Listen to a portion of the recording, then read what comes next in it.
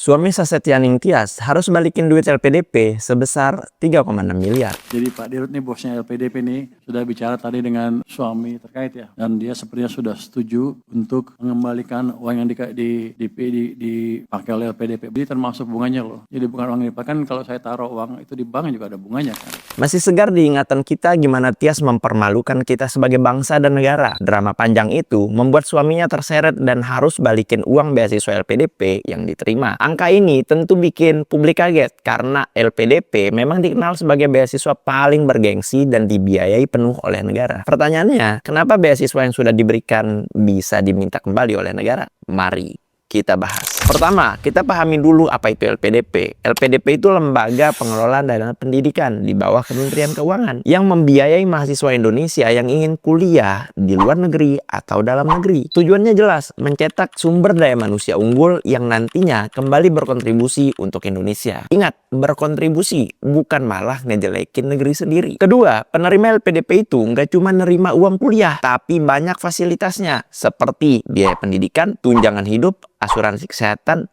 biaya penelitian, dan sampai pesawat internasional. Ketiga, kenapa dana bisa diminta kembali? Dalam kontrak LPDP, penerima beasiswa memiliki beberapa kewajiban. Salah satu yang paling penting adalah kewajiban berkontribusi kepada tanah air Indonesia setelah lulus. Artinya setelah menyelesaikan studi, penerima beasiswa diharapkan kembali dan berkontribusi untuk negara dalam periode tertentu. Jika kewajiban ini nggak dijalankan atau terjadi pelanggaran kontrak, maka negara bisa meminta pengembalian dana beasiswa tersebut. Keempat, soal angka 3,6 miliar. Angka ini sebenarnya bukan hanya biaya kuliah. Angka ini terdiri dari kuliah 7 tahun, tunjangan hidup S2 dan S3, asuransi kesehatan, tunjangan penyelesaian, tunjangan buku dan penelitian, sampai tiket pesawat internasional tadi. Banyak kan? Nyesel nggak? Makanya lain kali hati-hati. Kasus seperti ini sebenarnya bukan sekedar soal individu. Ini juga mengingatkan kita bahwa beasiswa negara bukan sekedar bantuan pendidikan, tapi juga amanah dan kontrak tanggung jawab sosial kita kepada bangsa dan negara. Dan orang-orang yang bayar pajak untuk kita bisa hidup. Oh, jangan lupa.